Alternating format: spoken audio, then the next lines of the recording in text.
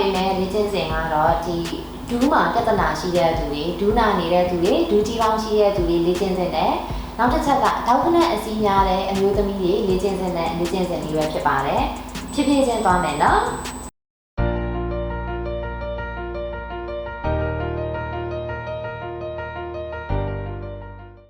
ညာဒူးလေးကိုကွေးလိုက်ရအောင်လက်ချောင်းလေးတွေကိုရှက်လိုက်တယ်ညာချီပြားလေးအောက်ချီပွားလေးအောက်ကိုသွားမယ်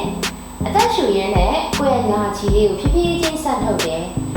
ဒီမှာလေလေ့ကျင့်ရတဲ့ဝေးကွာနေတဲ့သူတွေခုမှစပြီးတော့လေ့ကျင့်မဲ့သူတွေအနေနဲ့ဆိုရင်ဒူးရဒီလိုမျိုးတွေကွေးနေတာမျိုးလေးတွေဖြစ်နိုင်တယ်ဒါပေမဲ့ကိစ္စမရှိဘူးเนาะအဲ့ရနေမှာပဲတစ်ဆင့်ချင်းတက်မယ်เนาะဒီလောက်ပဲရတဲ့သူတွေကဒီလောက်လေးပဲလုပ်ပါသူထပ်ပို့ပြီးတော့လေ့ကျင့်နိုင်တဲ့သူတွေကတော့ဒူးလေးကိုဆန်းထုတ်ကြည့်မယ်ချီချောင်းလေးတွေကိုကိုယ့်ဘက်ကိုထားဖို့အတွက်တထောင်လေးကိုအသားလေးကွေးလိုက်တယ်ဒီလောက်ပဲရမယ်ဆိုရင်ဒီလောက်လေးပဲလေ့ကျင့်ကြည့်ပါကကောက်ကကြောလေးတွေတင်းလာတာကိုခံစားကြည့်ပါလိမ့်မယ်ဒီတိုင်းလေးပဲခဏနေအောင်နော်မလွတ်လိုက်နိုင်အောင်နော်ရှူသွင်းမယ်ရှူထုတ်တယ်5 4 3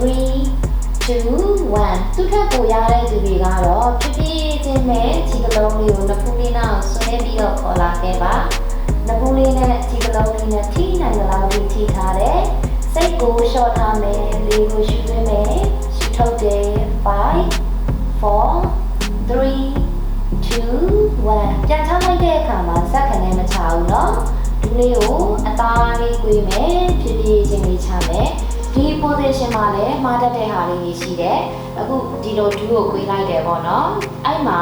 ကြောရိုးတွေကိုစမ်းမထုတ်ထားပဲနဲ့ကြောကြီးဒီလိုကြီးခုံးပြီးတော့ခြေထောက်ဒီလိုမျိုးတက်မယ်ဆိုရင်ကိုယ့်ရဲ့ဒူးတွေကကကောက်ကကြောတွေကပြေလျှော့လို့ဆက်နိုင်တယ်ဆိုရင်တောင်မှပဲကြောခုံးနေတာဖြစ်တဲ့အတွက်ကြောင့်မလို့ဒူးဆန်းဖို့ခဲရင်းပါတယ်ဒါကြောင့်မလို့ဒီ position လေးမှာကြောတွေကိုဆန်းထုတ်ဖို့သတိပြုပါကြောလေးကိုအရင်ဆုံးဆန်းထုတ်တယ်တထောင်လေးကိုဆန်းထုတ်တယ်ဒူးလဲဆန့်သွားပြီတထောင်လဲဆန့်သွားပြီဆိုမှနောက်တစ်ဆင့်တက်မယ်နောက်တစ်ဆင့်တက်တဲ့အခါမှာတထောင်လေးကိုဒီလိုမျိုးကွေးလို့ရတယ်လို့ဘေးကိုကားပြီးတော့တက်လို့လည်းရပါတယ်ရှူမယ်စိတ်ကိုလျှော့တယ်နောက်တစ်ခါရှူသွင်းမယ်ရှူထုတ်တယ်နောက်တစ်ခါလေးကိုရှူမယ်ရှူထုတ်တယ်5 4 3 2 1ဒူးလေးကိုကွေးပြီးတော့အသာလေးချမယ်နောက်ထပ်တစ်ဖက်တက်ကြည့်လိုက်ရအောင်နော်ဒီတစ်ခါတော့ဒီတစ်ဖက်ကိုအပြည့်ချလိုက်မယ်နော်ညာဘယ်ဒူးလေးကွေးမယ်လက်ချောင်းလေးတွေကိုရှက်လိုက်တယ်ရှူမယ်တကယ်လို့ကိုကလေခန္ဓာကိုယ်ကလည်းနည်းနည်းပြည့်တယ်ဒီလိုမျိုးနည်းနည်းခြေထောက်နဲ့လည်းမမီဘူးဆိုရင်ခြေချင်းဝက်ကိုကင်လို့ရတယ်နော်ဒီခြေချင်းဝက်ကနေပဲကင်ပြီးတော့ပြန်နေရှူမယ်ဖြည်းဖြည်းချင်းမှဘလောက်လေးပဲရရင်ဆိုရင်တစ်လောက်ပဲနေဒါပေမဲ့ကြောရိုးတွေကိုဆန်းထုတ်ထားမယ်ရှူသွင်းမယ်ရှူထုတ်တယ်ဖြည်းဖြည်းချင်းတက်လာခဲ့မယ်သူထပ်ပိုနိုင်တဲ့သူတွေကတော့ခြေပေါ်မားလေးကိုပြောင်းပြီးတော့ကင်တယ်ခြေချောင်းလေးကိုအပေါ်စိုက်ထားတာနဲ့ဆိုင်ရင်ကိုယ့်ရဲ့မျက်နှာဘက်လေးကိုဖြည်းဖြည်းချင်းစိုက်ချလိုက်ဒါမှဒီနောက်ကအကြောတွေလုံးဝတင်းနေတာကိုခံစားကြည့်လေးကိုရှူသွင်းမယ်ရှူထုတ်တယ်ဒူးကြီးပေါင်းရှိတဲ့သူတွေဒီလေ့ကျင့်စဉ်ကိုနေ့စဉ်မှန်မှန်လေ့ကျင့်တင်ပါတယ်နော်5 4 3 2